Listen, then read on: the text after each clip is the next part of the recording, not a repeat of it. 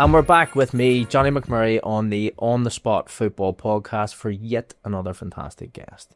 Back in the realm of the GK Union, tonight's guest has made it all the way to the Premiership, and we actually played together for a short stint.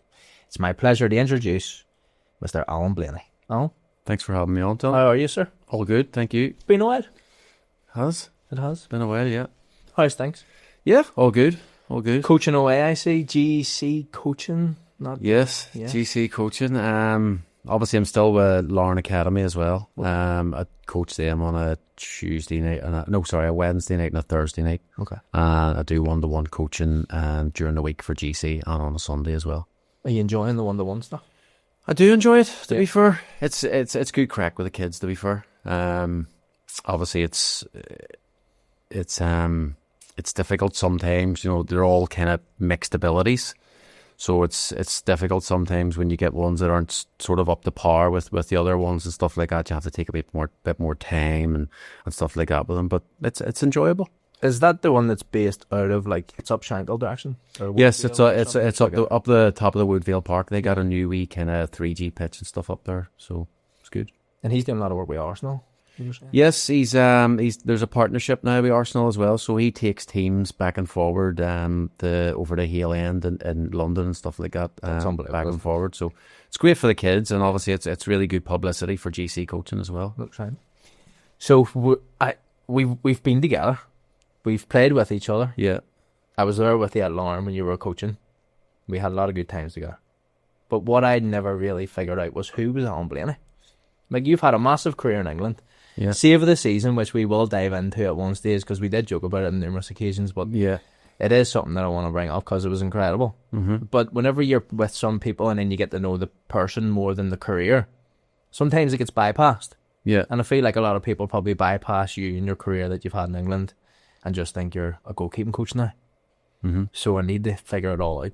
Okay. So I would like to take it back to the start. No worries. So the podcast usually flows in a similar direction. How did football become something that you were interested in? Mm-hmm. And how did we end up getting to the stage where Alan was on his way to England? Okay, so, well, my kind of, I don't like saying football journey, I think everyone says that. My kind of path wasn't quite normal, to be honest. I hated football until I was around 12, 13. I never kicked the ball until I went to secondary school. I mean, mates used to always play football and stuff like that, you know, around kicking the ball off walls and stuff like that. So I had just jumped in for a laugh and diving on the concrete like an Egypt. Yeah. And just by luck, one of my mates' teams, their goalkeeper was off sick, so they asked would I come and jump in goal. Jumped in goal, maybe played 4 matches, and found out there was a Southampton scout there watching the games. Right, okay. Thought no more of it. Then he came, rapped my door one night. Hello, Mr. Blayney, can I speak to you? And my dad was like, what's this about? He goes, I want to speak about your son. I want to send him over on trial to Southampton. And my dad was kind of like, doesn't play football? Our Alan doesn't play football. What are you talking about? Yeah. So he came in and obviously he's been watching me for a few weeks or a few months or whatever, and he really liked what he's seen and wanted to send me across on trial. And we were all kind of just sitting going, is this a joke? Like, I've only been playing football maybe, 4 months maybe. So that's where it all started. Went over on numerous trials back and forward to Southampton. And back then, you see, there was no obviously mobile phones or anything, so you didn't know how you got on and stuff like that. Yeah. So it was kind of like you always had to wait for a letter to come through the door. So you always got back, you went for a week, came back, and then you kind of just were like, what's happening? Yeah. Kind of thing. So it was kind of maybe weeks, maybe months. You were waiting on a letter coming through the door. So the letter always came through the door saying we would like to invite him back for another trial, blah blah. And then obviously when I was over there, they offered me a scholarship. See, whenever you talk about going into football, you weren't really that interested, and then all of a sudden someone's kind of rapping the door to say, we're going to send you away. Yeah. Are you quite sceptical at this stage to be like, I don't really know if I like it enough, and I don't really know if I want to go across to England to try out for a team? Or were you in the opposite field to be like, absolutely, let's do this now? I actually enjoy it. And Yeah, no, it's strange because I don't understand how I went from not liking football to absolutely loving it. you obviously found out you were decent. Do you know what I mean? You probably would have just, you were Kind of crap, just, you know, I loved diving about in the muck and getting dirty and messing about with mates and stuff like that. But it was actually it's so strange to me. I can't put my finger on it why it happened, because I despised it. If it was on the TV in the house, I'd have been out, whatever. And then it just flipped, and I just absolutely loved it. And when obviously he told us all the details, I was like, yes, 1,000,000%, get me over there. it's just so surreal that like you've probably had a couple of weeks in there, and then all of a sudden you're the person who's been seen. Like when we talk about like a stroke of luck, everybody needs something. Yeah. Like for that kid to be injured, for you to go, I'll go and do this as a bit of a laugh. Yeah. And then you turn out to be actually really good at it. And then it's like, okay, you're going to Southampton. It must be like, oh God, I've got something here. Yeah. Like you obviously had ability. Yeah, but I don't know where it came from. It's obviously it must have been just a natural ability from stopping the ball going in the goal. Yeah.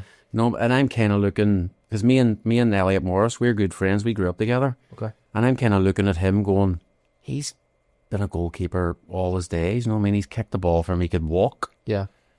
And I've got this opportunity and he hasn't. And I kind of felt a wee bit awkward in a way, and I felt bad, kind of. Do you know what I mean? Because I'm like, You've been doing this for years, and I've only done this for yeah. Do you know what I mean? And it was kind of it was a strange one, because people must have been looking, going, "Where's Elliot there?" Like, and in my opinion, Elliot was far better than me. Okay. Far better than me when we were younger. And obviously I got that opportunity, and he didn't at that time. And it was very, very strange, but one that, I absolutely loved. Yeah. Going over to Southampton, what was that like? Because you talk about there, I know most of the guests that come on, there's no phones, and you were kind of isolated, you were brought over, you obviously experienced this whole new scenario that you've probably never been accustomed to. Yeah. What was that like for you? Honestly, it was absolutely unbelievable. Yeah. Absolutely loved it.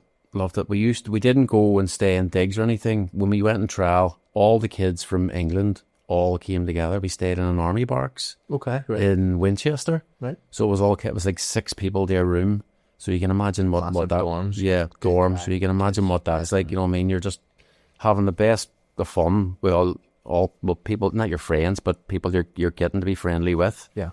So you're having the best time. You're training 2 or 3 times a day, and it's just, it's just you're playing football and you're having fun. What more can you ask for at a young age?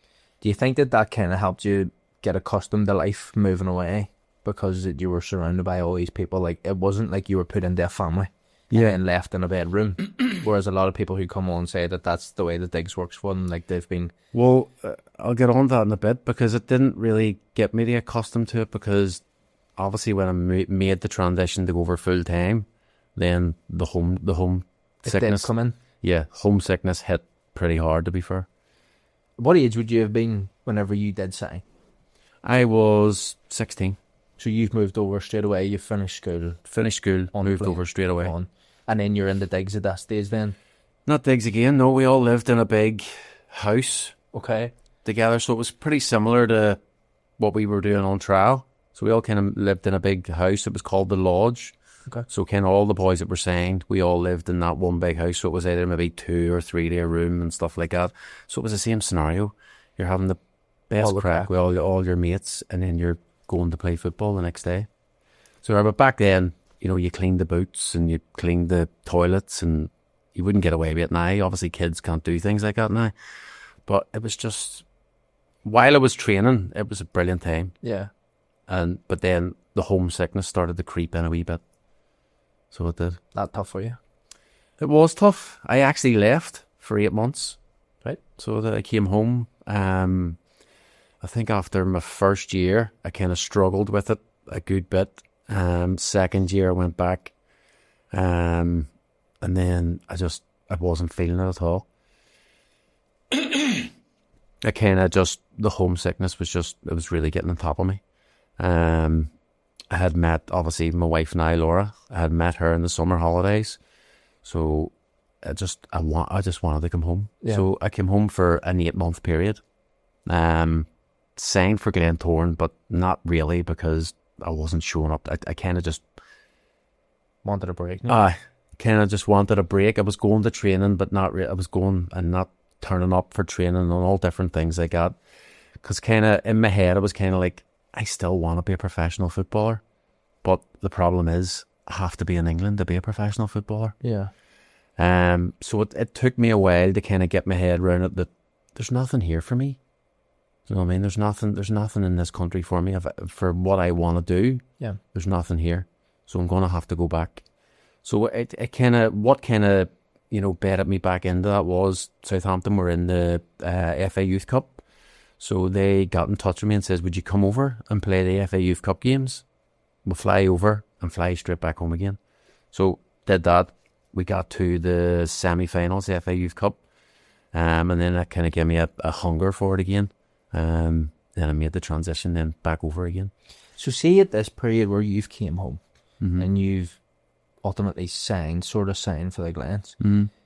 What are Southampton thinking that they've signed this young lad on a scholarship, like a programme, and he's just AWOL? Like, are you very much still in touch with them? Are they like, why don't you try this and then we'll still be in contact? Or like, because pretty much you'd probably be thinking like, if you can leave, you're done. They'll find another goalkeeper. No, there was actually no contact. They kind of just left me alone kind of thing. It wasn't, they obviously tried their best to keep me there. Yes. But I had made my mind up. I was going home. But I didn't really have a plan. Okay. I was kind of just like, I'll go home and I'll figure it out. But in the back of my mind, I always knew I still wanted to be a professional footballer. But the problem was, obviously, I still needed to be in England to do that. But they kind of just left me alone, and obviously the contract was void, so that's how I was able to sign for Glentoran then. Yeah. But I think I played maybe 2 reserve games or something like that. I didn't really play many matches. And then obviously they got back in touch then for the FA Youth Cup. That's what kind of, broke me back into it again. See, looking back on in your position that you're in now to what you were in, how much luck do you think's involved with they came back in? Because if there's no other clubs really involved and they've went, like, what's made them think, let's just phone Alan, see if he wants to come in and do us a favour here? Because we're Southampton. Like, you'd think that they would have like a conveyor belt of young goalkeepers that would want to... Yeah, you'd think that, but obviously back then at Southampton, they only carried 1 goalkeeper for every age group. Okay. So when I left, they didn't have a goalkeeper. So they got a boy in from Bristol City. He used to come and play matches and then go back to Bristol City. Okay. Some kind of loan arrangement or something they had with him. But obviously he wasn't allowed to play in the FA Youth Cup. So that's why then they came back to me. And there is a lot, yourself, there's a lot of luck involved as well. If a kid wants to be a professional footballer, it's not all just, you have it your own way. There does have to be bits of luck here, there and everywhere. Yeah. So there does. So it worked out well for me. Well, it did, because you obviously get to go back. You get to potentially try to live out your dream that you've always wanted. But when you go back, you get that hunger involved. You're full time again. Do you settle in a wee bit better going back this time because you've had that wee bedding in process, or are you back to like, no, I actually don't enjoy this at all? No. I was back to the homesickness. Right, okay. Straight back to it. Obviously, my and Laura's relationship was getting a wee bit more serious and stuff like that, but Laura never came and lived with me full time. She was always back and forward, stayed for a week, kind of went home for 2 weeks, just back and forward like that. So I could never really settle. You know what I mean? But it was just one of them things. I wanted to be. I loved training and all what entails being a professional footballer, but I just didn't like the fact that I couldn't live at home. Yeah, you know what I mean. And it was kind of like, well, if you go home, you're going to have to play in the Irish League, and I kind of had a bit of it was probably an ego thing as well. You know what I mean? I don't want to go home and play in the Irish League. Do you know what I mean? Well, you've got the experience, something that many people don't experience. Yeah. Yet at a big club at this stage, they're in the Premiership or almost. And let's be honest, like you're training with the best footballers on the planet at that level, at that age, and you're sitting going like, there is a big step in coming home. Why would you want to do that? That's it. You know what I mean? At the time, you know what I mean, you're young. You don't really you don't really think like that. You kind of just go through the motions and just you train, you play matches, you train, you play matches. Do you know what I mean? It's not really, you don't really sit down and you don't really have much time to process it all. All I do was when I got home from training, I wanted to be at home. Yeah. Because you weren't distracted enough in the day. You were like, this is fine. Yeah. It's strange to think that, like, whenever you do go over, things do automatically change for you. Like, life dramatically changes whenever you get introduced to full-time football. As you talked about, at that stage, you're probably still very much in the era of you have your jobs and people are like, you have to clean boots or you have to mop floors and chores and stuff like that. What's that like for a young lad moving over from Belfast and being told, like, this is what you have to do now and you're in charge of such and such and he's going to give you all his stuff and you have to clean it or wash it, or like, is that daunting for you? Like, do you freak out a wee bit? Or? It's nerve-wracking, and quite a few times I had boots handed back to me going, they're not good enough. Right, you need to wash them again. Yeah. You know what I mean? And you obviously, you see these guys on TV before you move over there, and they're Premiership footballers. So them handing you your boots and stuff like that, and you're face to face with them, it's kind of daunting a wee bit. Yeah. And then obviously, you know what kids are like from here. Their mummies do everything for them. 100%. Do you know what I mean? Yes. So when you go over there, you're kind of like, right, there's a toilet brush, there's the scrubbing brush, away you go, clean that shower. Gloves on, all the best. Yeah. And, you know, it's not just clean it and then away you go. You know what I mean? It's checked and made sure it's done properly and all this kind of thing. So it's kind of, like I said, you couldn't ask kids nowadays to do things like that. But we just kind of... It was just normal too. It was like, just normal. When you go, before you go over, you kind of know that's what you have to do. You have to clean boots and clean. You've heard stories probably for previous people doing it as well. Yeah. Like, this is just like natural progression for us. Yeah, and there's good perks of cleaning professional footballers' boots. You know what I mean? Because at Christmas time, they sort you out with a couple of pounds and stuff like that. So that was always good. Yeah. Yeah. Did you have anyone specific? Like, whenever you went in, were you given like 2 players and you had to look after such and such? Yes, I was looked after the 2 goalkeepers, the 2 first team goalkeepers, Paul Jones and Neil Moss. Okay. So then obviously Paul Jones's feet were a size 13, so his boots took a lot. His boots took a lot more cleaning. So I always looked after the 2 first teams. So you kind of were given what position you played. Okay. You were given their boots to clean. What was that like for you? Like, did that not inspire you to be like, I'm going to get to the stage where somebody's going to be cleaning my stuff? Or were you just so focused on being like, I actually just want to go home? It wasn't. I said, while I was at the training ground, loved it. Yeah. Absolutely loved it. I didn't want to leave the training ground. I could have stayed on that pitch all day long, but obviously you weren't allowed to. But I never looked at it in terms of, I never really had, you see these people, I have a plan. You know what I mean? By this stage, I want to be here and I want to be there and I want to be playing for this and I want to be earning this kind of money and blah, blah, blah. I never had a plan. I just kind of let it flow. Right. You know what I mean? And just kind of see where it took me. You know what I mean? I just was kind of in the moment. Do you know what I mean? So I never really had a plan of where I wanted to go with it. It was just kind of like, this is what I do now and I'll just get on with it. Yeah. You do it until it kind of comes to an end. Yeah. But you kind of think, you're always going to be doing that. Yeah. Do you know what I mean? So you kind of take it for granted a wee bit, I think. You don't, there's times where, like I said, I love training and loved working hard, but there's times you do to take the foot off the gas a wee bit. Yeah. And you're kind of like, well, I'm always going to be a footballer, so I don't need to give it 110% every single day. I understand where you're coming from, but I feel like it's a lot different now than probably what it was back then. Yeah. Massive. Even everything around football is completely different. Like, as much as I prefer the old style of football and the way things are, and the way kids are now are completely different, but it just seems like life today is more accustomed for kids to be isolated and be footballers, if that makes sense. Like, they're more comfortable in like a setting where they can just go away from a ring. They've got, like, as you say, you never had a phone. Yeah. You couldn't phone anyone, so you were probably just stuck till you had to meet your mates again the next day or whatever it was. Yeah, well, that's... Kids now can just FaceTime you and chat. The kids now, young footballers now, like, when I was a kid, you trained once a week and played a match on a Saturday. Yeah. That was it. You know what I mean? Obviously, I'm coaching at Lauren at the minute, and the kids, they train 3 nights a week and then they have a match on a Saturday. So they're kind of... they're kind of like young professionals. Do you know what I mean? And then obviously I've been back and forward to England and stuff, and I watch the kids, and everything's just geared around them just being professional footballers. Their whole life is just taken up with This is everything to do with football, nutrition and gym and analysis and everything like that. It's just everything's geared towards them being a professional footballer, and they have a really good chance because of how much they have now. Yeah, the system that's in place for them from Yeah. young age allows them to be Yeah. sort of like ready for it. Well, it's kind of like a scientific approach, you know what I mean? It's all up on screen for them. If you do this, you'll get to here. Yeah. As we're back in my day, it was just kind of like, go train and see what happens. Yeah. Do you know what I mean?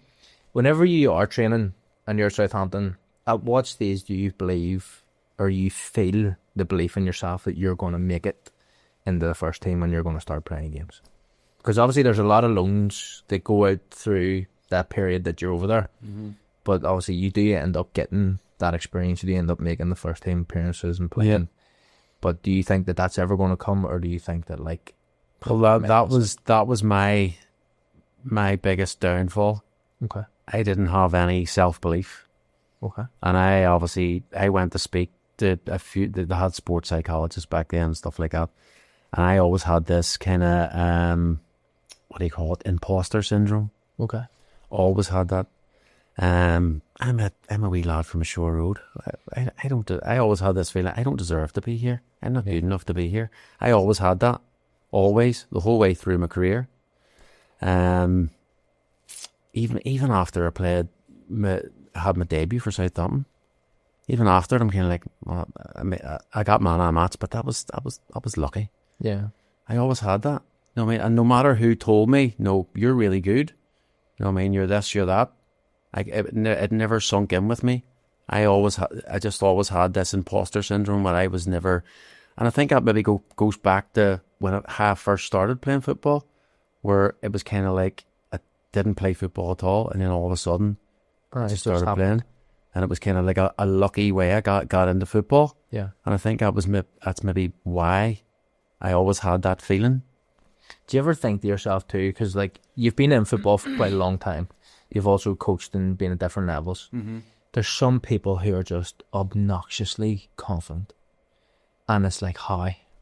Yeah. And then there's other people who are supremely talented, like yourself, who just don't have that at all. And you're like, how have you got this self-confidence? Like, where does it come from? And I used to look at people like that and all, because I looked at them and went, I wish I had that confidence. I wish I had half of your confidence. But it just never sunk in with me. Hindsight's a massive thing, but yeah. I think if you had confidence, it would have been able to project you to bigger things and so. Yeah, well, I speak to my wife about this all the time, and obviously a few of different coaches and stuff like that knew that I did suffer from that, and they all agree that if I had like stupid confidence, I would have had a lot better career than what I had. Yeah, but it just never. No matter who I spoke to about it, it never sunk in with me at all. I just always had this, I'm a wee lad from a shore road, but I don't deserve to be here. You know what I mean? And it kind of, when I made my debut for Southampton, it was kind of like, I didn't have any time to think about it. It was just kind of like, you're playing. I get into the dressing room, you're playing. And I was like, so no time to think. It was just like warm up, match started. Who was the manager at this stage? Paul Sturrock. Right, okay. Paul Sturrock was the manager. Andy Naimi was the first team goalkeeper. So he came in the dressing room and he was green. Okay. And as soon as I seen him, I near turned green because I was like, oh my God, I know what's coming here. Yeah. But like I said, I had no time to think about it. It was just kind of like, right, you're playing, away you go. And because I had no time to think about it, I didn't realise how big it was. You know what I mean? You're playing in the Premier League against Newcastle, like Alan Shearer and Gary Speed and boys like that are playing in the opposition team. But because I had no time to think about it, it was just kind of, I just done it. Was that your first game, Newcastle? Yeah, that was my first at team home game. or away? At home. Right, okay. At home. Packed out then, you're thinking? Yeah, it was 32,000 people at the game. It must be on so Sky different. Sports. I know you've kind of accustomed yourselves at this stage that you're in the ground every week and you're at different venues and there's the same numbers of 30, 40,000 people there. I know it's different, but once you actually take that white line crossover, it must be so different than you just sitting in the stand being like, I might come on, but more than likely as goalkeeper, you know. When you're sitting on the bench looking onto the pitch, well, I had this anyway, I always thought, please don't get injured. I do not want to get on that pitch, and that comes down to me being, not having a lot of confidence in my ability, because I was so nervous. If anything, like if the goalkeeper went down injured, I used to panic so bad. But see, like from a different side here, thinking about this, because it's obviously a lot different for if I'm on the bench and Ben Kennedy's playing off from Ben gets injured, I know that I have to do a quick warm up and get on. Yeah, which is very generic warm up. You just have to do a few sprints up and down the line, get your legs moving. Yeah, on you get, and you kind of bring yourself into the game. A goalkeeper is completely different. Like you're sitting there cold.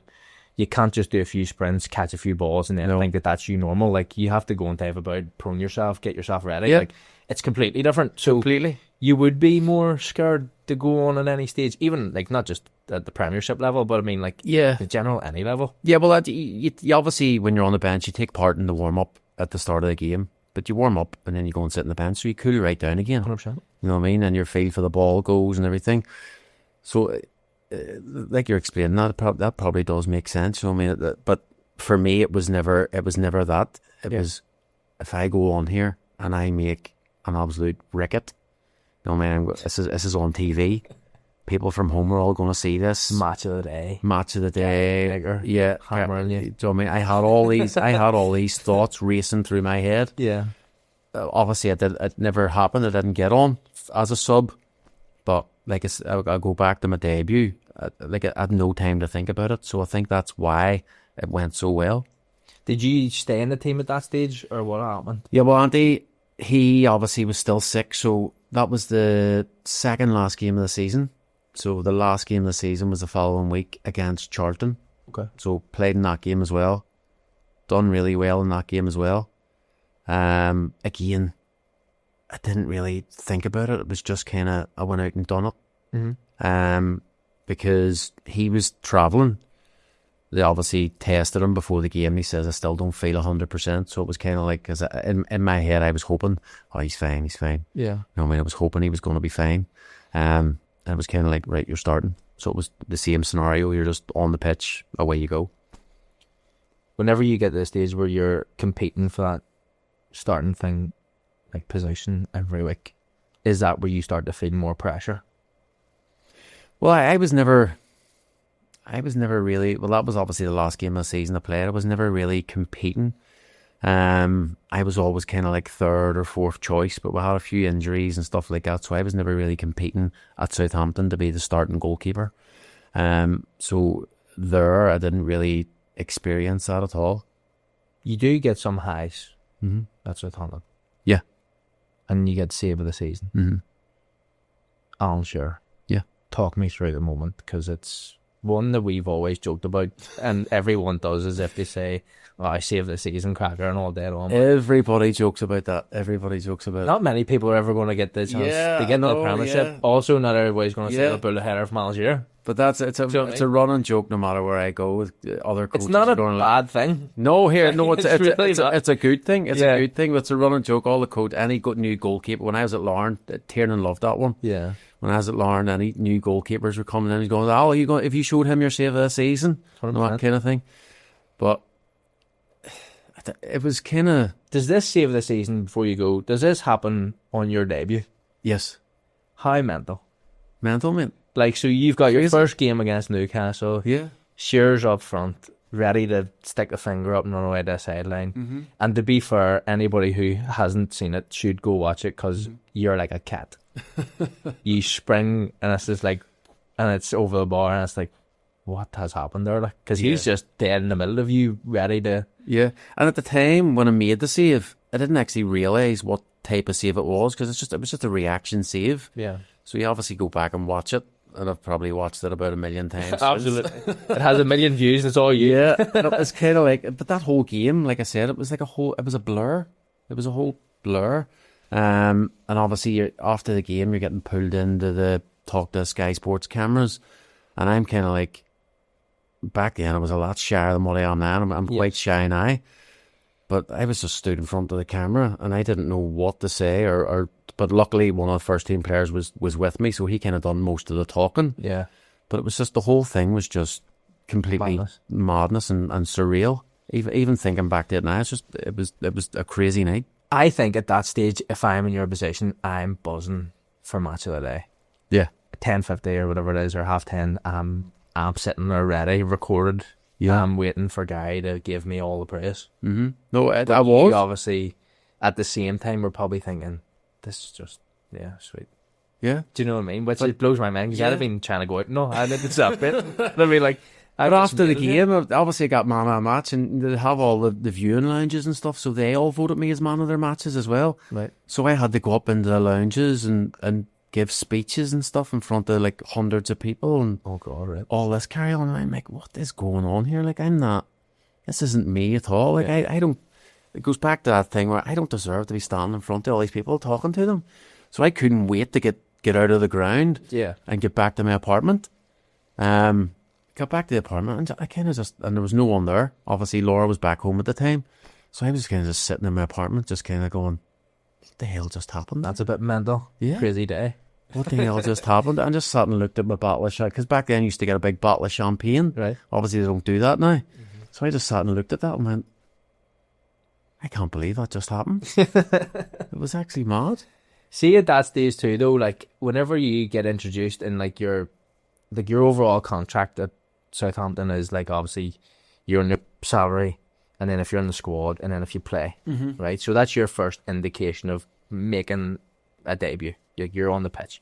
Would there have been a big jump in bonuses at that stage? No. Back then, no. Just because I was still in my first professional contract. So I think I signed after we done 3-year scholarships, which is like 40 quid a week. £42.50 a week. That's so mental. We used to get paid every 2 weeks, and by the third day, my 85 quid was gone. Yeah.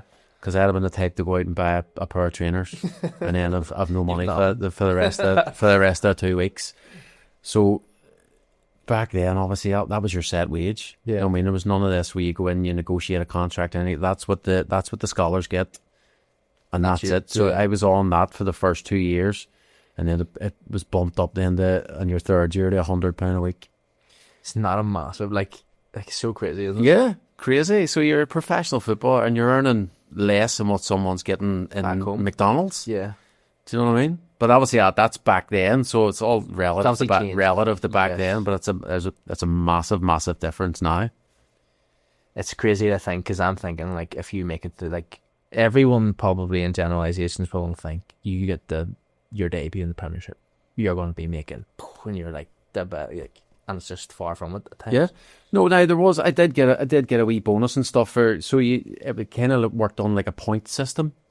So if you were on the bench, you got a certain amount of points, and then obviously it's like a seasonal thing. So where you finish in the league, there's kind of like a prize money from the league. So then it gets split, but you have like, say you get like 1 point for sitting on the bench, and you get maybe 3 points for playing the game, or you get 2 points for coming on as a sub and stuff. So anyone who starts all season is getting the full heap, all those lads, and then anyone who has six. Yeah. So at the end of that season, I came out with a nice wee lump sum, so it was nice, to be fair. Whenever you start to come to the end of your time, you've obviously went on different loans. Mm-hmm. Did you enjoy any of the loans more because you were playing regularly, or? Yeah, one loan in particular stands out. I was on loan at Brighton. That's back when they were in the Championship. Okay. So they were but they were always kind of fighting relegation. Went on loan there for about 4 months kind of, and everything just clicked for me. I was the main man, to be fair. I'd done really, really well for Brighton. Done really well. Then they tried to sign me, which didn't work out. Like I was playing, they couldn't afford the 50,000 pound. Southampton wanted £50,000 for me, and Brighton couldn't afford the £50,000. So your deal didn't go ahead over 50 grand. 50 grand. And you think of Brighton now. Yes. I mean, their players are earning that more than that a week. Yes. And back then their stadium was just like a makeshift like kind of stadium around a running track. Yeah. So the stands were all like scaffolding and things like that, and they couldn't afford the £50,000. And I really wanted to go there. I loved it there, and it was quite close to Southampton as well. So I still would have had my friends from Southampton and stuff like that. So I really wanted to go there, and obviously it didn't work out for obviously the money side of things. So I was really disappointed in that, to be fair. Was there not like a stage where Southampton would have let you go if you had like started kicking balls or cracking up and being like, I'm not playing much, like I'm third choice or fourth? Yeah, well, you do hear stories about things like that, but I wouldn't. That wasn't you. I wouldn't have that in me to do something like that, to be fair. Like they said, they probably would have, but I just. The thing is too, if you probably had an agent, they would have probably told you like you're not training or advised you. Yeah, that's it. Because I didn't have an agent. I just kind of, like I told you, I just took what I was given. Yeah. No, I mean, it was none of this. Well, I'm not happy with that. I want more here, and I want this, and I want that. I just kind of like, because I had that kind of low self belief, I kind of was like, oh, I'm happy with that. I'll just take that kind of thing. I didn't actually. Where you go back to the boys that are like mega confident, they're kind of like, no, I'm not. I'm worth more than that. Yeah. I mean, I never had that in me to be like that, so I kind of just took what I was given. You end up going to Doncaster. Yes. So they came in after this didn't go ahead with Brighton. Mm-hmm. Yeah. Did they pay the 50 grand? Doncaster paid the 50 grand. Yes. Okay. What was that like? I absolutely hated my time at Doncaster. Okay, fair enough. Hated my time at Doncaster. Yeah. So how does that come around? No, like if you've just thought, listen, I want to go to Brighton, it has materialised and going back, and then all of a sudden, is it like the matter of you just getting a phone call and being like, oh, here, there's a bid in for you. Do you want to go? You say yes, and then you're like out the door, or? Well, no, back then it was I basically got a phone call just to say we've accepted a bid from Doncaster. You need to pack your stuff, away you go, kind of thing. Now, it probably wasn't in them many words, but I felt like there was pressure. Yeah, so like you need get to, out. you need to go because you're not wanted here anymore, kind of thing. And I thought, well, I'm not wanted at Southampton. What's the point? So I may as well go and give Doncaster a try. But back, I don't even think I even heard of Doncaster. You know what I mean? I was like, what even league do they play in? Kelly tax trying to find what even league do they play in? So I went anyway. I was earning a decent salary and stuff like that, but I just didn't enjoy it. Played the first kind of season, then ended up with a really bad elbow injury. I dove on the training ground, stone in the pitch, busted my whole elbow open. Physio gave me the wrong type of antibiotics or whatever it was, so I ended up with septicemia. Hey, so okay. Yeah, ended up with septicemia. So I was kind of like, I was going in and seeing the physio. He's going, he stuck a few plasters on it. Back then it was just, he probably wasn't even qualified. It was just a physio. Zeus. Stuck a plaster, it goes, that's fine. And every day I could feel it, going and going, and it was getting bigger and bigger and bigger. And I just took myself to the hospital, and they took one look at it and goes, you're being checked in here. So I was in hospital for I think 7 days on a drip. The infection was right through my body, right through. If I hadn't went to that hospital, I probably could have died. It's not funny, but no, it is funny. It's funny now looking back at it. Yeah. So I was in a hospital in Doncaster, just lying in bed, hooked up to a drip. Nobody from the football club came near me to see how was I or anything like that. So when I get out of hospital, I went, you know what, I've had enough of this. Yeah. Kind of thing. So I started to mess about. I used to fly home and not tell them I was flying home and different things. Didn't show up for training, and obviously then I get pulled in and goes like, we're going to let you go. Well, basically, we're sacking you. Yeah. Basically, because you're just pissing about here and it's not good for anybody. So I was like, right, okay, I'll go home. So I came home. I was home for maybe 2 weeks or something, or maybe I got a call from Oldham Athletic. They needed the goalkeeper for till the end of the season. There was like 6 months left of the season. So I went back over there, signed there for a period, didn't really play, was on the bench most of the time. And I got to the end of that, back and forward, different trials, went to Yeovil, and I rang Laura and goes, Laura, I've had enough of this. Yeah. Trying to find a club, scraping around, trying to get a different club here. For what? What for? You know what I mean? I says, look, I'm coming home. So that's when I made the decision then. It was time to come home. You were very comfortable in that decision. You were just like, I just don't fancy this at all. Like, yeah. I just never ever felt settled. Never felt settled. Like, the amount of times I used to fly home was crazy. From when I first joined Southampton to the end of like my career in England, I flew home really, really regularly, just so I could have that wee bit of taste of home. And then I flew back. There was sometimes I was flying home for like a night and flying back again for training, stuff like that. It was stupid, and the amount of money that I wasted doing that, looking back, is absolutely mental. But it kept me kind of sane. Yeah. So I was really comfortable in the decision coming home, to be fair. See, whenever you were coming home, and obviously football hasn't went the way that you've particularly wanted to quite recently towards the end. Yeah. Are you thinking, I'm coming home to play in the Irish League, or I'm just coming home to... Well, actually, what happened was I decided to come home, and I had a call from Tommy Wright. So he called me and says, Bohemians are looking a goalkeeper. Would you go down for, I think it was 4 months or something like that. And I said, yeah, why not? So I can live at home and travel up and down. I just drive. So that's what I used to do. I lived at home and travelled up and down to Bohemians, and that was full time. So I travelled up and down every day. Yeah. Again, didn't really play. Played the odd game here or there. And that came to an end then. So I came home, obviously, I had no football club whatsoever. So that at that stage I kind of went, I don't think I want to play football anymore. I think I'm just gonna jack it in here. At what age would you have been at this stage? 22,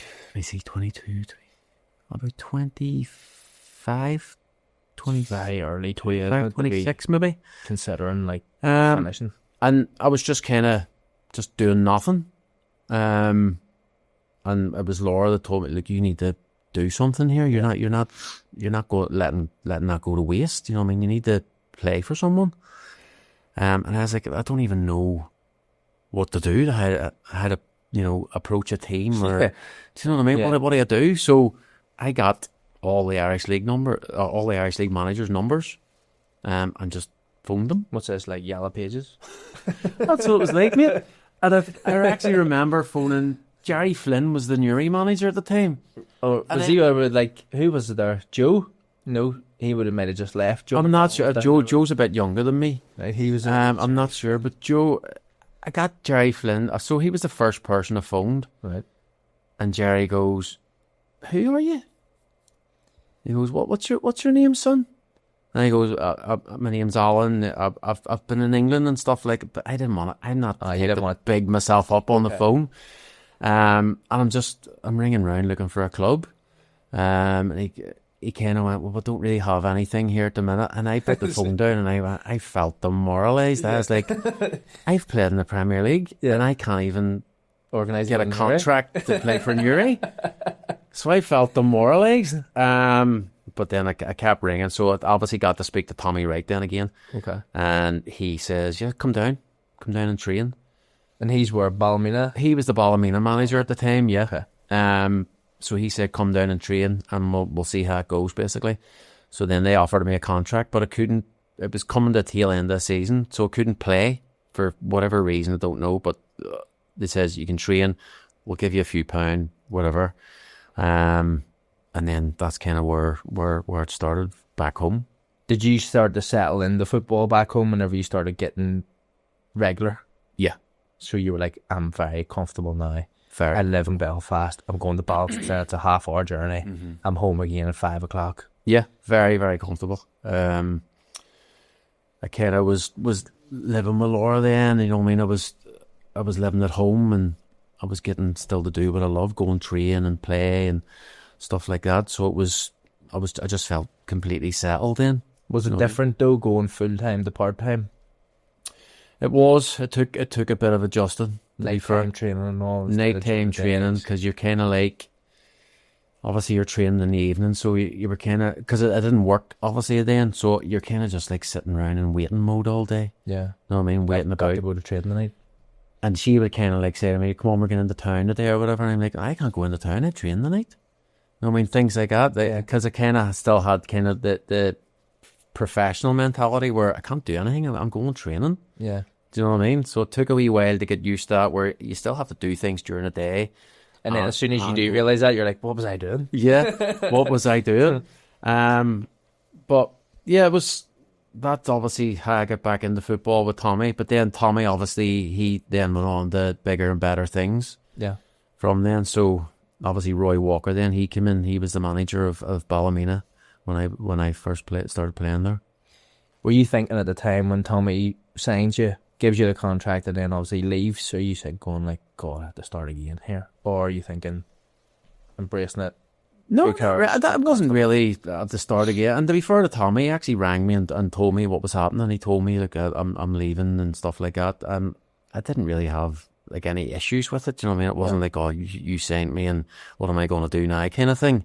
It was just kind of like, well, I knew of Roy Walker because when I was a kid, I supported the Crews growing up. Okay. So he was their manager at the time.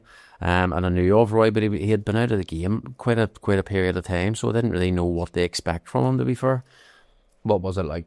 It was good, to be fair. He obviously he was an old school manager.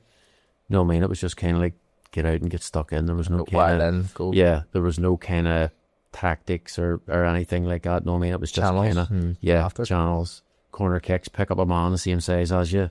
No, I mean, just things. And back then, probably the Irish League was like that. Yeah. Do you know what I mean? Now it's filled with tactics now. Yeah. But back then, it was just kind of like, just go out and very straightforward. Play. If you run harder and you tackle harder than the other team, you're going to win. Probably more than likely. More than likely, yeah. You obviously did do well at that stage because you don't stay at Ballymena for too much longer.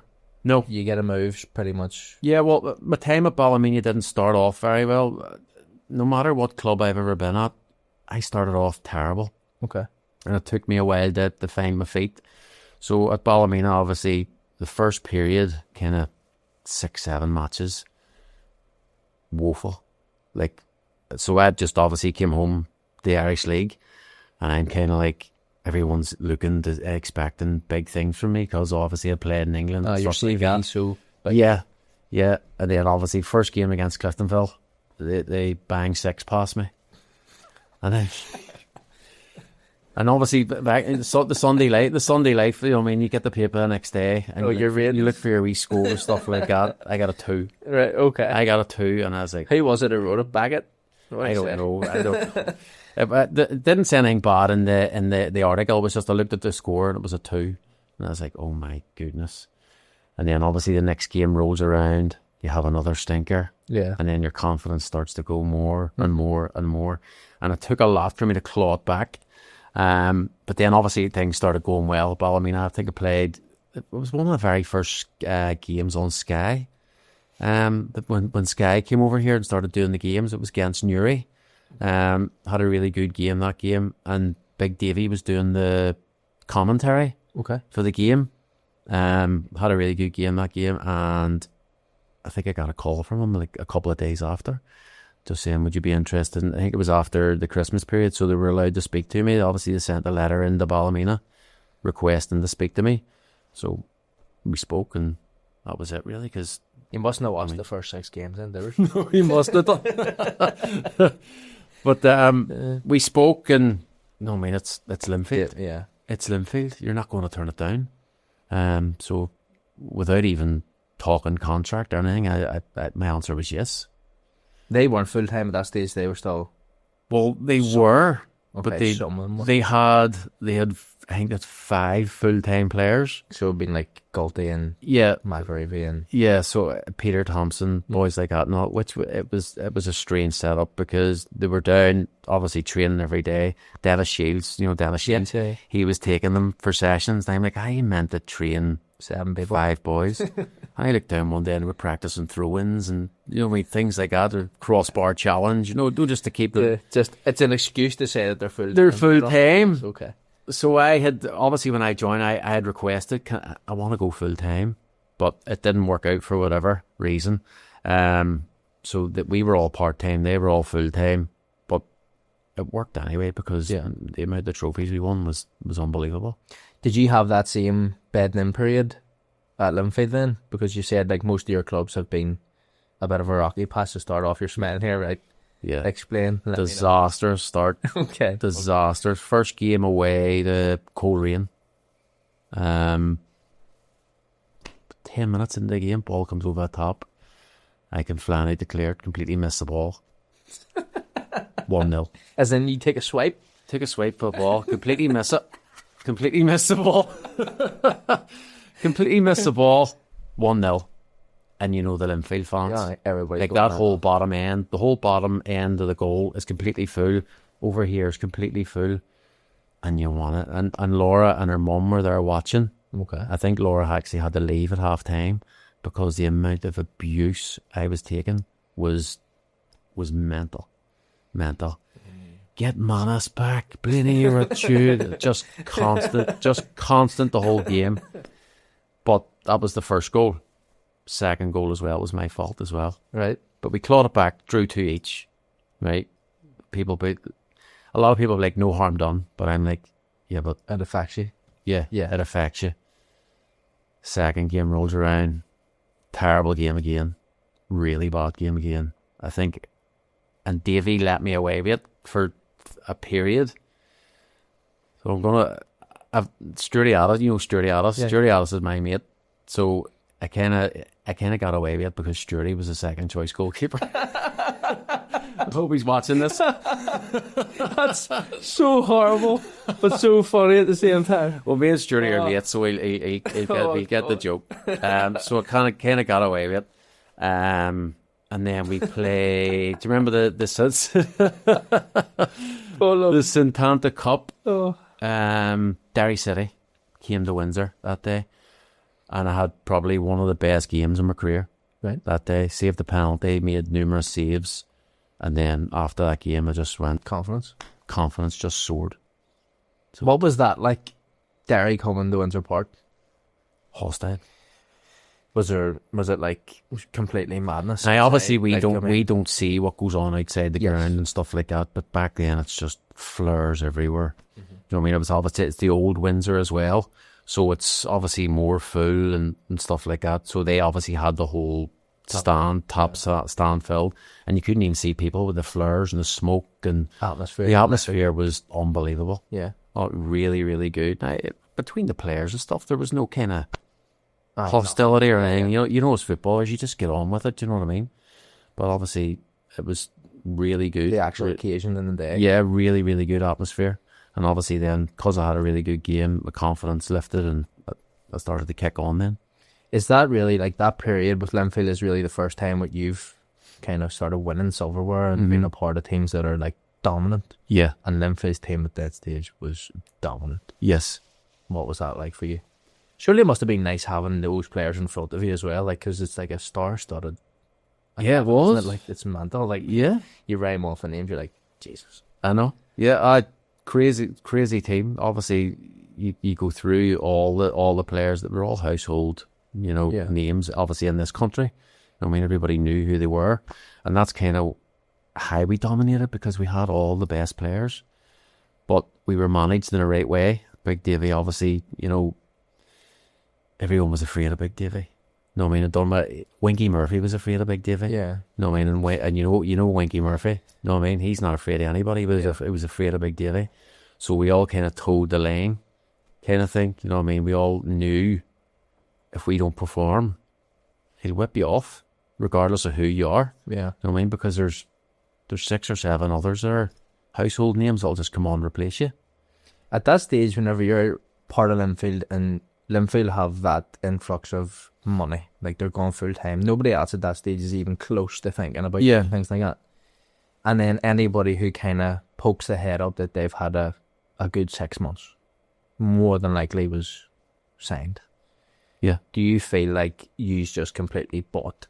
And I know that's probably the first time I've brought this up in the conversation, so I don't mean to put you on the spot here, but do you feel like, and you always hear Linfield always won the titles because they bought the league, but primarily they signed all the best players, which is, if you have the money, you would do it. I totally agree. Yeah. I totally agree. Now, you can say Linfield bought the league. Yeah, they did get all the best players, but that doesn't guarantee you winning the league. No. Do you know what I mean? Because you can get all these really good players together. They might not gel. Do you know what I mean? And for some weird reason, we were all the best of mates. Yeah. Do you know what I mean? You see all these different players or whatever. We were all best mates. Every year we all went away to Magaluf. Every single one of us. Okay. Every single player in that squad. We all, no way now when you organise football trips or whatever, there's the odd one, oh, I'm not going, or this, that, and the other. Nobody missed. That's probably because you knew you were going to win the league. Yeah, well, so it's like, let's go celebrate, because and it's easier. It's always cheaper to book the year in advance. Yeah, but it's easier as well to be all best mates when things are going well. Yes, it is. Do you know what I mean? So that's a part of it as well, because things were fantastic. Do you know, we won 3 doubles in 3 years. Yeah. And obviously when things going well, everybody loves each other. That's when things don't go well. That's when people start fighting and arguing, and things obviously started to not go well. Yeah. And that's given it. Well, for me, after that 3-year period where we were so successful, I think then, I don't know, players were coming to the end of their careers and different things like that, and it just wasn't clicking at all after those 3 years. We obviously didn't win the league the 4th year, the 5th year. And then obviously Big Davey was talking of leaving, and just things weren't going really well at all. Obviously, then I go back though, after the 3rd season, we done really well. We went back to pre-season, so we done a fit S&C kind of fitness guy came in to take pre-season. So I'll not name any names, but he put us through this brutal workout. Okay. Like the maddest thing I've ever seen. Right, okay. Yeah. So at the end of the session, he finished it off with press-ups. So I started I got down on my hands to start doing the press-ups, but my arms weren't working. I was like, why is my arms not working? Like, they weren't working. I couldn't bend them. I couldn't push. It's locked. Completely. No, my arms were bent, but my arms just stopped working. I was like, that's weird. So I just kind of sat down, went home. Me and Laura were going on holiday the next day. So I'm sitting, and my shoulders feels weird, and I look over, and my shoulders up near the side of my ear. And I'm like, what is going on here? And then the back of my arm starts going out here. And I'm like, this is really weird. But I just thought, oh, you've done that massive, really hard workout. You're fine. So I went on holiday. And I ended up, the next morning I woke up, I was swollen up everywhere. My whole upper half of my body was completely just swollen out. Like the maddest thing you've ever seen. Couldn't move this arm. I was walking through the airport with my arm in a sling. Went on holiday. The swelling just started getting worse and worse and worse. And I was like, something not right here. But I just kept kind of brushing it away. I'll be all right tomorrow morning. I'll be all right. Be all right tomorrow morning. Drinking beer in the sun, all different things like that. The second to last day, I went to the toilet. I went for a pee. Completely black. My pee was black. And I was like, what the hell is going on here? This is really weird. So I Googled it. And it says that your organs are failing. Like it said that your organs could be failing. Rehydrate as quick as possible. So I drank about 7 litres of water. You're hydrated, we're not painting away. Yeah, I drank about 7 litres of water. And then I felt okay. So we flew home the next day, and my sister picked us up from the airport. So she took me to the hospital, and I was sitting there. My hands were all swollen, this, that, and the other. So the doctors are looking at me going, they're looking at me really strange, like looking at me. So they went into the back office and then came back out, and they're looking at me going, how are you still alive? Like, one of the doctors actually said to me, how are you still, I can't believe you're still living. So I actually, from me doing that workout, my muscles started to shut down. So, honest to God, here, it's the maddest thing ever. It's called rhabdomyolysis. Right? So my muscles all were shutting down. And whatever comes out of your muscles starts to attack your internal organs. Okay. So that is what was happening to me all through the week. This is after like one workout. So after like this, like that, it was so strange. I don't know what, it didn't happen to anyone else. It only happened to me. And the doctor goes, we don't understand how you're still alive. Okay. And he says, what did you do when you were, and them 7 litres of water actually saved my life. Right. If I hadn't have drank so much water, saturated my body with water, I probably wouldn't have got on that plane. I'd been getting off that plane in a coffin. So this all comes from like an S&C session? Pre-season. So that came from an S&C session. Well, it wasn't even S&C. It was like a thing, something you'd see in the army. Right, okay. So after recovered, I need to know. I need you to tell me the guy's name after. So that's right. I'll tell you after. I got back to training, and I just didn't feel the same. I just physically didn't feel. I felt slow and weak, and so I went back to the hospital, and they just says, "Look, this is going to take time for your muscles to all rebuild and stuff like that.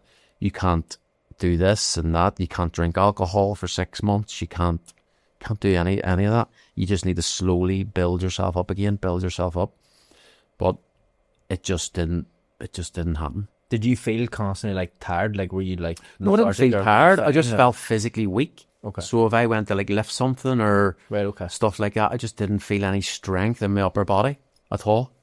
So mad. And that's in how my time at Linfield started to come to an end, because I just couldn't do what I was used to. Davey got rid of you because you almost died? No, we pretty much. No, basically, I wasn't the same goalkeeper. Well, fair enough. No, I mean, he's employed by the club to win trophies. Yes, he's not going to win trophies with a goalkeeper that's not performing at his best. Yes. So who came in at this stage, or who was with Johnny Tuffy? Tuffy was out. Okay. He came in. He came in, and I wasn't getting game time at all, because back then Davey wasn't putting a keeper on the bench. No, it was just so he wasn't. So me and Ross, I don't know if Davey done this deliberately or not to try and get me out. I don't know now. Davey will not mind me saying this, because me and Davey get on the best. Yeah. But he used to send me and Ross with Swifts. Okay. Play a half each for Linfield Swifts. So it did. So you get first half? Me and Ross got first half. Oh god, right, you were in the packing order. So me and Ross were playing a half each for Linfield Swifts, and I was like, I can't be doing this. This is not normal. And I just went in and said, look, I want to go on loan. And he says, well, the only options are Ards. And I said, I don't care who it is. Ards were in the Premiership at that time. Mm-hmm. So I says, yeah, no problem. I'll go on loan to the Ards, no problem.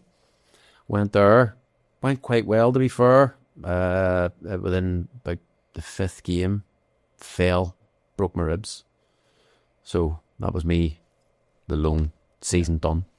So it was. And then... Was your contract up at the end of that season? Yeah, that was my contract was up then. Okay, fair enough. So it was. So then I went on and signed for Glenavon.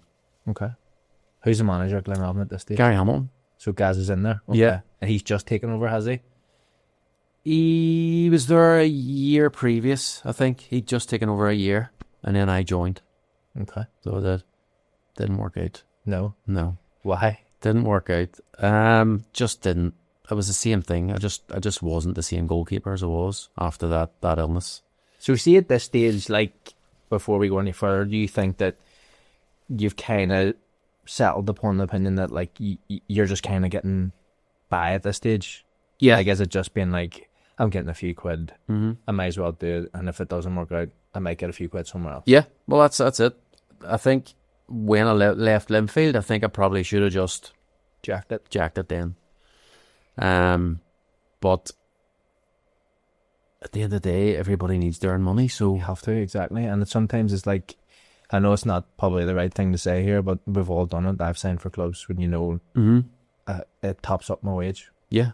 And yes, And I had the same mindset. It was kind of like, well, I can kind of still get by at the strength and the ability that I have at the minute. So why not? Yeah. Why not just keep doing it until I can't? And that's the thing is too, there's still the option that it's going to come back. Yeah. Do you know what I mean? It's not like this is like you're going downhill. It's not like Yeah. your muscles are deteriorating. Yeah, no, and there was always that hope. There was always that hope that I would get back to what I used to be. Yeah. But obviously it just didn't happen for me. How did you find Gary at that stage? Because obviously he's just come in. He was a player manager at the start, I think. And then obviously he went in as full manager. Gary's different. Yeah. Do you know what I mean? Sometimes he's for people, sometimes he's not. But what was it? No, for you? I found Gary okay. Me and Gary get on okay. It was just, it was me. I just accepted the fact that I just wasn't going to be the same goalkeeper anymore. So I kind of just went through the motions kind of thing. Do you know what I mean? So it was kind of like, then Gary was saying, well, what's the point of you being here kind of thing? Do you know what I He's mean? starting off young manager. Yeah, what's the point of you being here and us paying you a wage if it's going to be like this? So that I was at Glenavon, I think, only a season. It was only there a season. Then I went back to Ballymena. Because this is where I never tied in with you the first year. Yeah. So you were there for 2. Yes. And I think so you've signed and then you've done the 6 months and then I'm going to guess Davy and Brian have came in like the... So Spike was the manager at the stage, yeah. He tried to sign me before I went to Glenavon, but I chose Glenavon. Didn't work out at Glenavon. And I think I contacted him again saying, look, I'm going to be leaving Glenavon. Is the option still open for me to come to Ballymena? Which it was. So we met up and that was it, really. You would have played with Spike, obviously. No. At Linfield, he wasn't there at that stage. Spike had left the season before I joined. Okay. So we did. So me and Spike never played together. Spike dead on. Me and Spike get on well. Yeah. I think he done quite well, to be fair. He had them up a couple of seasons. He had them up in the top of the league at a stage and stuff like that. Done quite well with them. But even at Ballymena, at the end, it just wasn't the same. It was the same story. Just couldn't claw back what I had. And it was just a constant battle, you know. Still worked really, really hard. Yes. In training, but it was just a constant battle to try and... It's a strange one. You kind of... Does it annoy you? Like, looking back on it now, thinking I went for such a long period after that episode that you couldn't get back. It doesn't annoy me now. Back then, it annoyed me. Yeah. It annoyed me when I couldn't do certain things, or things are going in where you're like, I saved that, no problem. I should have saved that. But you just didn't feel the same. Even though it was a physical thing, you just didn't feel... I didn't feel the same mentally either. That's what I was about to say. So mentally, you're in a position there where you're not able to do the same things that you were able to do. Yeah. Does that not make it harder for you to want to stay in the game? Yeah. Because you're like, why am I doing this myself? Like, I'm it does, and it's like me problems. That goes down to... I have a contract here. I'm earning decent money. Yeah, fair. So I still have to earn a wage.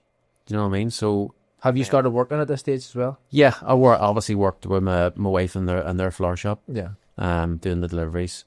But I was kind of just like, well, if I'm earning money, why would I just walk away from it? Do you know what I mean? Because we all, like I said, we have to earn money. I know it doesn't right saying that. You still enjoy going doing the training, so it's like love going and training and stuff like that. Loved it. But it just didn't feel the same. When Davy and Brian come in the January, are you thinking, the writing's on the wall here straight away and I'm done 6 months?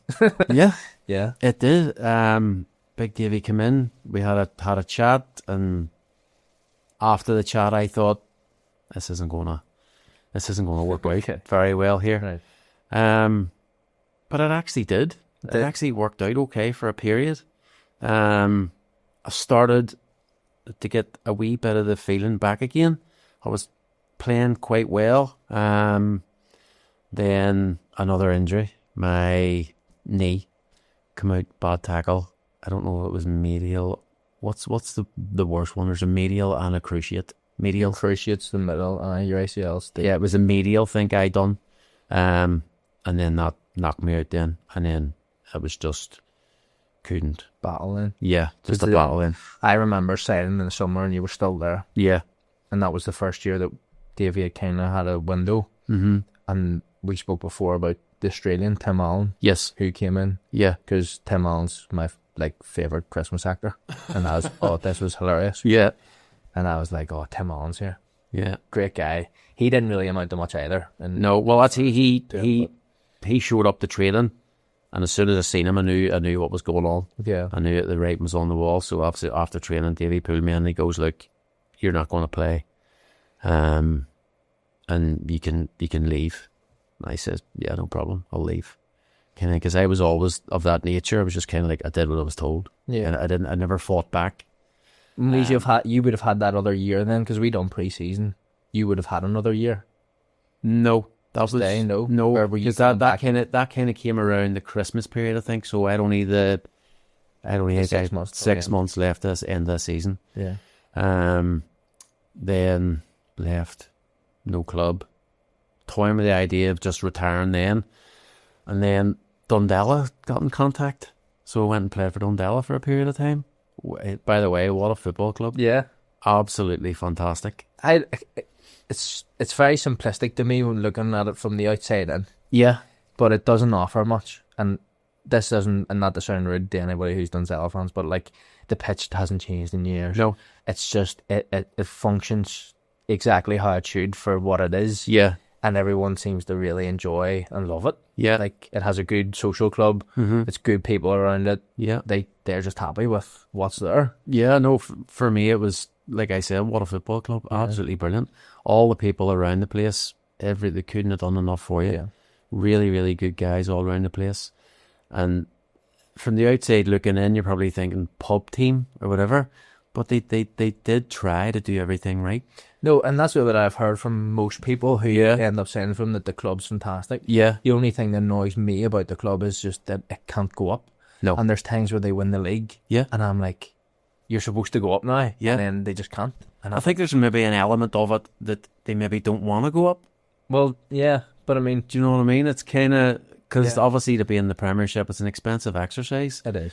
You know what I mean? You have so many restrictions on your ground of what you need to have, and Stands and stands and size and all that ambulances sort of and stuff. all things like that. You can't have it uphill either. Yeah, you can't have it uphill. Now, to be fair, the ground has changed a bit. We have all like new wee stands and stuff around the pitch and stuff, but the pitch obviously still has that slope on it. Yeah. But I had really fond memories of being at Dundela. Really, really enjoyed it. Who was the manager of Dundela last season? Stephen Gurley. Okay. Stephen Gurley was the manager for. He used to play, didn't he? Yes, he was was Dundela centre-back. captain. Yes, I remember. So he was, yeah, Yeah. It's very good. yeah. And then where'd you go to next? Warren Point, Oh. bit further afield. Bit of So a jump obviously, back compared to going to yeah. So Tippy, Vulgar point. Matthew Tipton was the manager of Warren Point. okay. So I played with him at Linfield. He got in touch and goes, "Would you fancy coming down at the Warren Point signing for us?" I went, "Can you let me think about it?" Because I was still home in hand, and I'm kind of like, but the money was decent. Yeah. So again, that kind of Swerves you. ruled my head, kind Yeah. of thing.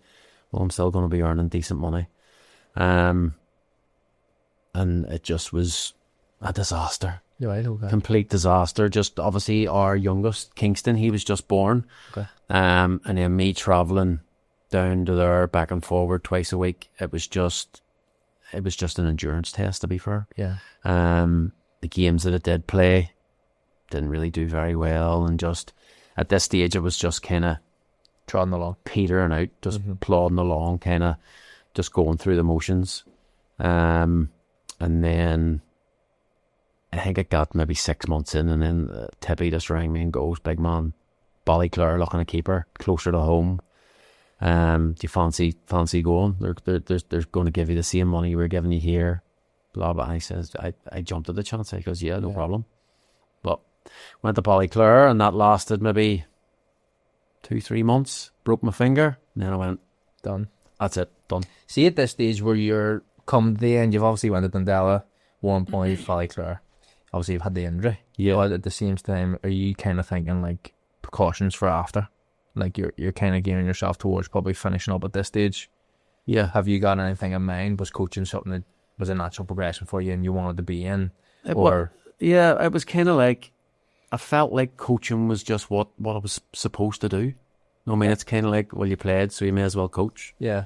Kind of thing. So I kind of just jumped into it. I didn't really plan to coach. Mm-hmm. So I just jumped into coaching. So when I left Ballyclare, turns out Dundela were looking for a goalkeeper coach. Now, I didn't have any coaching badges, but at Dundela, you didn't need them. In the championship level, you don't need them. So I was like, yeah, superb, no problem. Went there, and Stephen Gurley actually says, no, you're a player coach. Right, okay, no problem. Actually played a few games reluctantly. Okay. Because I was just done with playing, completely done with playing. Coached there for a period, and then obviously Lauren got in touch and asked would I like to come and join them. You end up going full time because this is where we meet up again. Yes. What a time. Yeah. It was so much fun. Yeah. Like the group was the maddest collaboration of people that shouldn't existed together. Yeah. And obviously COVID kind of dampened people's spirits at times. Yes. But so much fun. Yeah. And the club was just on the rise. So you were part of nights out that were planned and paid for, and Kenny was at the helm, and it's just surreal. Yeah. It was, and obviously from the outside looking in, you seen this kind of journey Lauren were on, and that's what kind of drew me in. Yeah. I mean, it was a no-brainer for me. You know what I mean? You looked at the stadium getting redeveloped, and they were getting a new training ground and all that, and it was like the closest thing to what football would be back in England, like training facility with and professionalism and stuff like that. So I kind of just jumped at the chance and didn't look back. I absolutely loved it. Is that something that you see that you, obviously you've came out of it now, you're doing your one-to-ones, you're doing your own academy near enough, where you're taking kids, would be going into a full-time setup be something that you would want to jump at again? No. Okay, right. No. Towards the end, it kind of started to feel, it was like my oldest son, Phoenix, so he plays football, he's a goalkeeper, and he's doing good things with football. So he's in a different country every couple of months. So I wouldn't have been able to experience that with him if I had been still full-time coaching. Okay. And it's something that I really want to experience with him. So that would have put a stop to that. Now, that's not the reason I stepped out of coaching. The reason I stepped out of coaching was kind of taking it out of my hands kind of thing. It was kind of, I didn't have the correct coaching badges to coach in Europe. Okay. So any clubs applying for a European license, the goalkeeping coach has to have, well, this only came in last season, the goalkeeping coach has to have a goalkeeping A license, which I didn't have. So that's the reason why then I had to step away. It just seems weird that has to be a stipulation on whether you get... I did have pre-warning that this was going to happen, and I needed to get my coursework finished for my B license. So that you could be on the A, or so I could be on the A. Okay. Which I didn't do. Okay, fair enough. Okay. Because I think we spoke briefly about this. The whole coaching badge thing, I have a whole thing about it, to be honest. Yeah. It's just, you need a PhD on a computer to be a good coach nowadays. People think if you can do this on the computer and you can do PowerPoints and all this jazz on the computers, oh, he's a great coach, blah, blah, blah. Yeah. But it does... Whatever happens out of paper. The actual coaching Yeah. happens on the pitch. Yeah.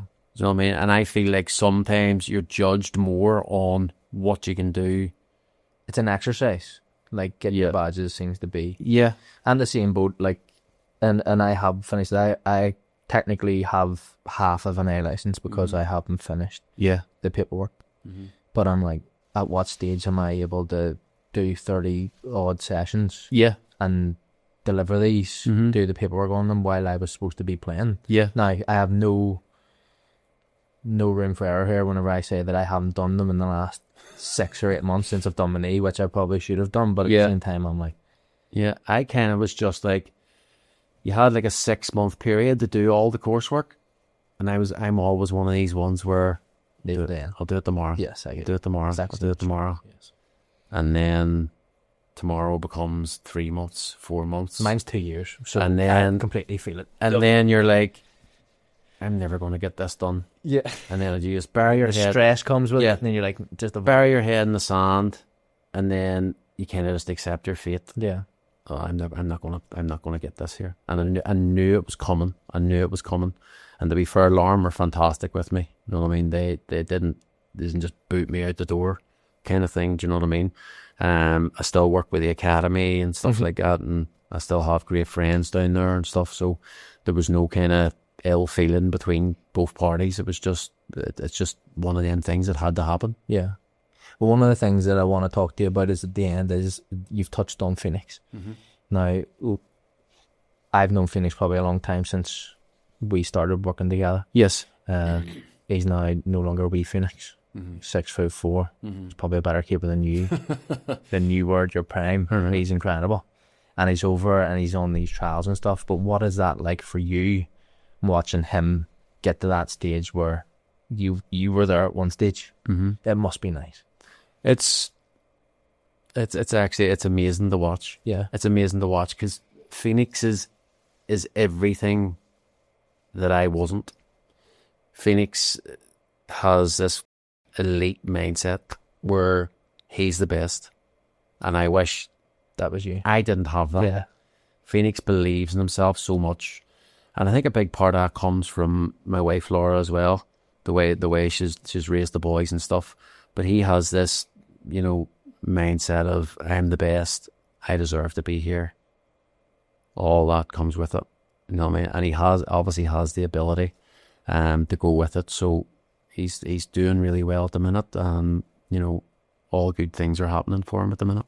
I was going to say, are you giving any advice, considering that you never really was given any? Yeah, no, well I am. I don't coach Phoenix, because if I try and coach Phoenix, the fights are just ridiculous. Okay, fair enough. Ridiculous, honest to God. And he comes home and Mum, he said this and he said that, and We tout. we're all fighting. Do you know what I mean? We tout, exactly. So he's in really good hands at JD Academy, so he lives there full time during the week. Yes. He's really good hands with David Pascali. He's the goalkeeper coach over there, so he's a very, very good goalkeeper coach. And I don't give Phoenix any kind of advice on football stuff. Okay. It's more kind of life advice on what not to do and what to do. It must be nice though, knowing that you've went through it all, and he has somebody in that position where it's not daunting for him. Yeah. Not that he would probably feel the pressure. He's that confident. He's probably like, No, mate, anyway. it's ridiculous. Yeah. We went over to Liverpool 2 weeks ago, and he's never been there. Do you know what I mean? And he's meeting all these kids, and there's all these people watching, and he looks like he's training up a Grove Park. Yeah. He just doesn't. And I actually look at him and go, that's unbelievable. It just doesn't faze him. It doesn't faze him, and I wish I had that when I was younger. Yeah. But I think a lot of kids nowadays have that a wee bit. I see a lot of young lads, especially the ones that are all JD and stuff like that, they all kind of have that mindset where, no, I'm the best. I think it helps though that they're in that position that they're in. Yeah. Like that academy kind of stimulates that they are the cream. Yeah. And they're put in that for a reason. Yeah. To try and develop you to get away. So yeah, hopefully that is something that is going to build their mindset around you're here for this specific reason. Yeah, and they're getting obviously every day they're getting the best of coaching. They are. You know what I mean? Incredible. Where they're living, they're getting the best of nutrition and gym and all that goes with it. They're getting the best of everything. Well, listen, I feel like we should end it there because it's been an incredible conversation. And yep. I really do hope that he gets everything that he's supposed to. It'll be nice for me to get over to maybe watch him once with his dad if he goes to Liverpool. Get a few tickets. Yeah. But listen, it's been incredible. Thank you for coming on. Thank you for sharing your story. It's so good to see you. And you, mate. But we finish on hugs. Okay. So up you get. Oh, always very loud. Thank you. No, never. Thank you. They're tight. They're up, man. Stretch out like. Join us next week on the On the Spot Football Podcast for yet another fantastic guest. See you all soon.